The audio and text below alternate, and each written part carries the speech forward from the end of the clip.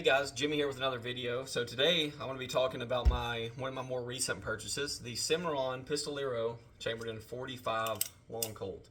Very sweet little gun. As you can see, it is nickel plated. I think it's got a 4.25 or 4.5 inch barrel, probably 4.25, but nonetheless, correct me if I'm wrong on that.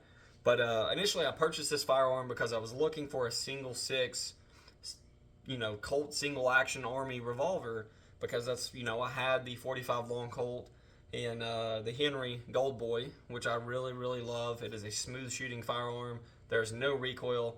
Highly advocate that you guys buy a Henry 45 Colt. I am a huge fan of the caliber, though it's not got as much barrel pressure as some other firearms, some straight cases.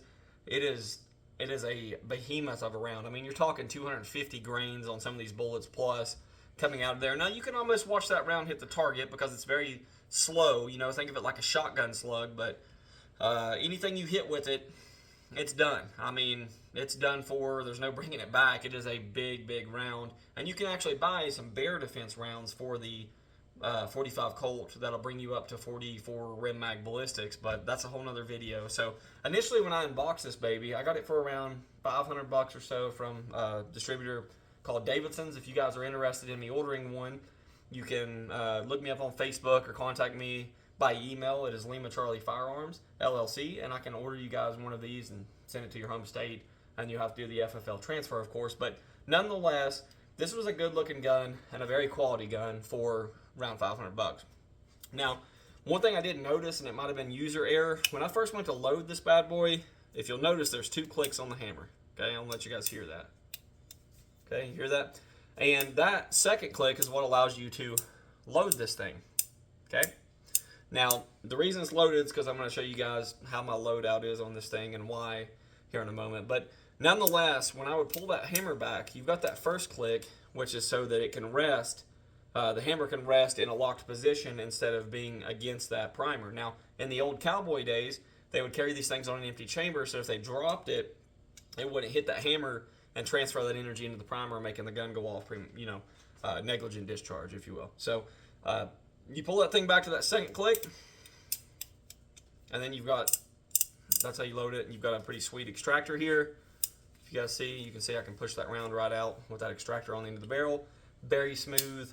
It is your standard Colt single action Army replica. Okay, now this thing does shoot a little low. That was one of the things I was watching. There wasn't a lot of videos on it, but in one of the videos I seen the guy talking about it hitting like 6 o'clock of where he was aiming, and he talked about actually filing down the front sight blade, which I'm not going to do because it's a nickel plated gun. I went with it instead of the blued, thinking it would be a lot more abrasion resistant and last a lot longer, and it just looks sexier, right? I mean, to be honest, it's a good looking gun, very sexy looking gun.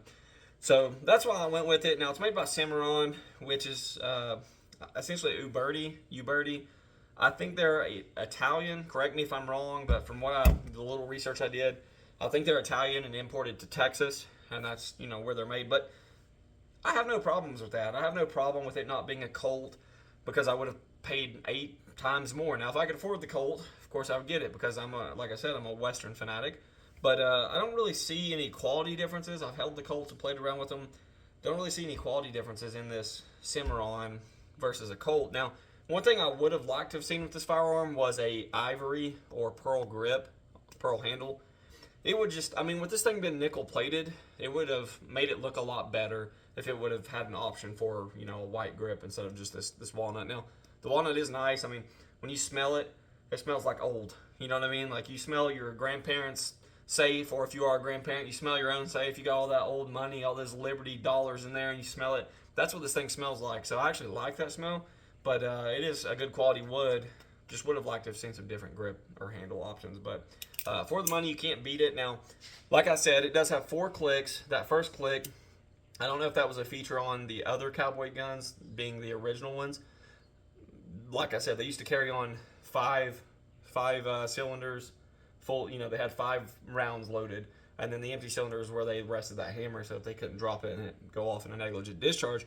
But on the newer models, I believe they've started implementing this little, I don't want to call it a half cock, but it's like a little slight cock so that it doesn't rest on that cylinder, and then you can draw back you know, onto your cocked position. But when I carry this thing, I load it with 3 rounds of shot shell or snake shot, and I don't want to call it snake shot because it's illegal to kill snakes, and I would never advocate that you do that. But theoretically or hypothetically, if you did want to shoot a snake, kind of smart to carry 2 or 3 rounds of shot shell in here, and then some hollow points for self-defense or something bigger, maybe a bear or something. And what I'll do is I'll just put it in that position and rotate it to what I need. So I keep it on, it rotates, the cylinder does rotate clockwise. I keep it on that round before the shot shell so that when I cock that hammer, it rotates to the shot shell, okay? But yeah, that's pretty much all there is to it. If you guys have more questions about this gun, it's, you know, it's a phenomenal gun for the money. The box is really nice. It came packaged well. It has the I'm your Huckleberry sticker in there for you to put on your car or your wall or whatever, which I thought was a cool added touch. Now, I was originally looking for the Doc Holliday Thunderer, and that was unavailable at the time. I can tell you, which I'll make a video on that later, from holding that firearm, huge difference in quality. Huge difference. I thought it was the same gun except shorter with an ivory grip, but when I actually took that gun out and started playing with it, the Doc Holliday Thunderer set, it's a lot heavier in your hand, even though it has a shorter barrel, which doesn't make sense.